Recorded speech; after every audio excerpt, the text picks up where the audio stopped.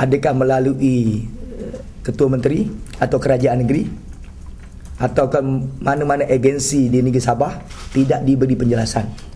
Dan ini sesuatu yang sangat menimbulkan kekeliruan dan tanda tanya kepada warga Felda.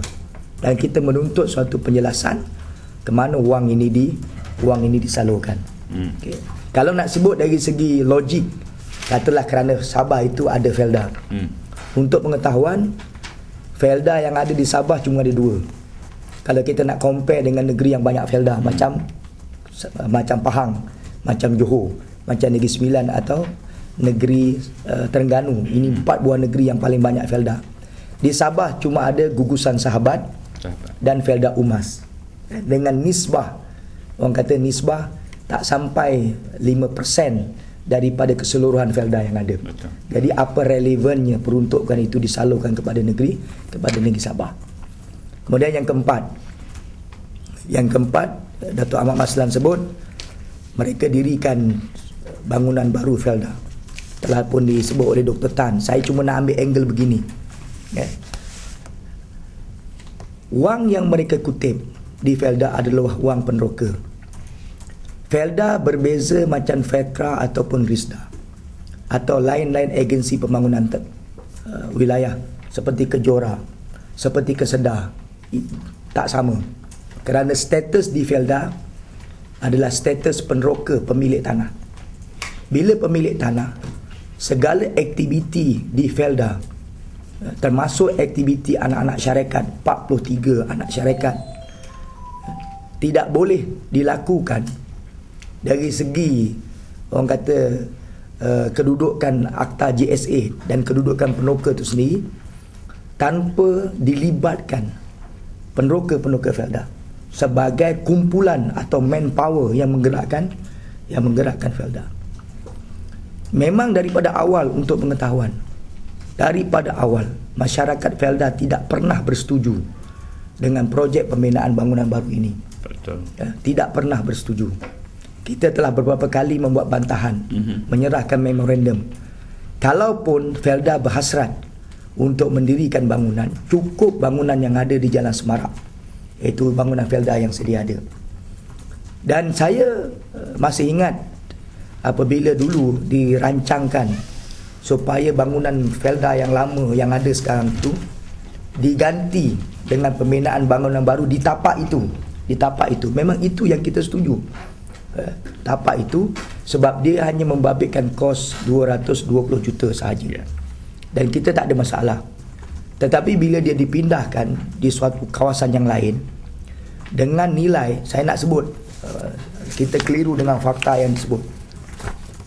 Najib Tun Razak dalam statement beliau bertarikh 2008, 26 hari bulan 2008, dia buat PC dengan semua media.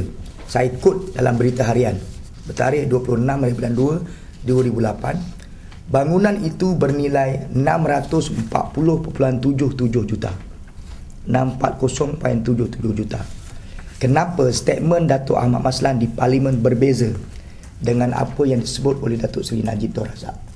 Datuk Seri Najib sebut 640, tapi Datuk Ahmad Maslan 662 juta. Sudah ada perbezaan.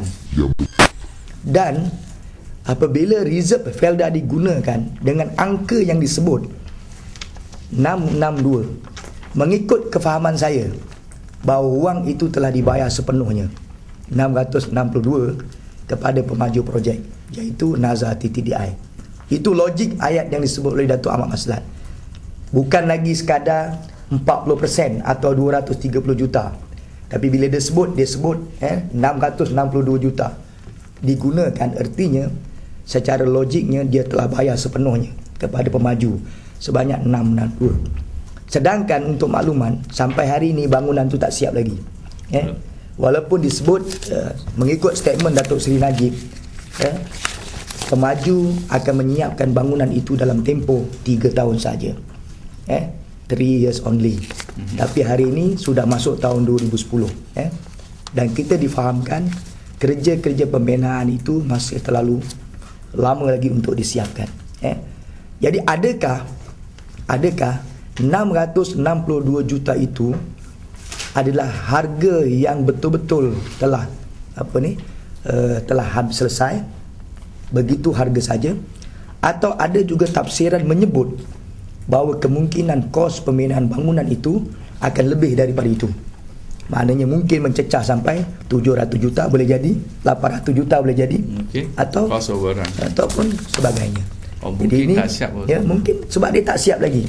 Jadi ini semua menjadi suatu tanda tanya yang kita bangkitkan pada pagi ini, kerana saya beranggapan mewakili masyarakat, terutama generasi kedua, kehilangan dengan nisbah 60% reserve Felda ini sesuatu yang sangat mengejutkan, memerlukan penjelasan daripada kerajaan.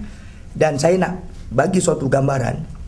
Dalam tempoh 2004 hingga 2009, kita minta penjelasan daripada kerajaan dan Felda, berapakah pendapatan yang diperolehi oleh Felda dalam tempoh yang sama.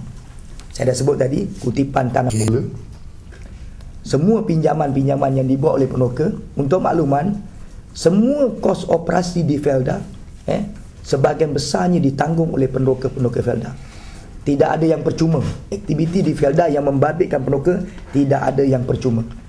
Artinya Felda ni dia punya sistem. Kalau kita macam kita buat loan dengan bank, kita sendiri pergi bayar, kan? Kita pergi bayar. Kalau kita tak bayar, dia akan remind dengan surat, dengan apa. Artinya nak ambil duit kita kena bagi. Tapi di Felda dia berbeza. Oleh kerana pendapatan peneroka itu dijaga, dikontrol oleh headquarters, maka apa-apa juga pinjaman, potongan dan sebagainya, dia dah potong siap-siap di ibu pejabat. Tak timbul peneroka tak bayar sebab dia dah potong. Sama ada peneroka rela, tak rela, ataupun peneroka pun tak tahu apa yang dia potong, peneroka terpaksa serah pada Felda untuk berbuat demikian. Dan untuk makluman, dengan harga hari ini, harga komoditi yang stabil, Felda membuat potongan atas pendapatan peneroka 40%. Bukan sikit tu, 40% setiap bulan. Jadi you bayangkan ada 112,635. Kalau harga kelapa sawit hari ini lebih kurang dekat 5, yang paling akhir lebih kurang 460 ringgit satu tan. You bayangkan ada 80,000 peneroka kelapa sawit, 80,000, yang selebihnya adalah getah.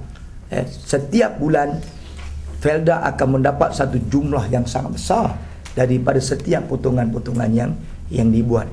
Ada yang menyebut juga jumlah potongan dalam tempoh 5 tahun paling kecil yang mereka akan dapat daripada Felda, daripada peneroka, lebih kurang 5 bilion. Itu yang dapat dipotong oleh kerajaan ataupun Felda. Jadi ke mana pergi wang ini? Ke mana jumlah wang ini? Jadi saya sebut dalam PC pada pagi ini sebagai satu penjelasan. Dan saya bersedia, kalau sekiranya Datuk Ahmad Maslan, saya duka cita, saya nampak beliau panik bila beliau buat PC untuk saman Dr. Tan, dan saya anggap saya anggap beliau seorang yang tidak profesional, dan bila dia sebut, saya pun anggap satu yang lucu. Bila mungkin kalau dia kata dia nak saman Suara Keadilan, nak saman Dr. Tan, dia ada sebab bagi dia. Tapi bila dia kaitkan dengan Wahid Ndut, ahli Parlimen Kuala Terengganu, sedangkan ahli Parlimen Kuala Terengganu dia buat soalan di Parlimen, dia tanya tentang status tanah Felda di Terengganu. Jadi apa rasionalnya Datuk Ahmad Maslan nak kaitkan Wahid Ndut untuk disaman? Dia tanya soalan di Parlimen. Itu benar boleh. Termasuk Datuk Seri Anwar. Datuk Seri Anwar, pegawainya Saudara Rahman menghubungi saya tentang soalan-soalan dan soalan tambahan. Jadi kalau Datuk Seri Anwar tanya dalam Parlimen dan itu pun nak disaman, saya anggap Datuk Ahmad Maslan ni you sendiri boleh tafsirkan. Mungkin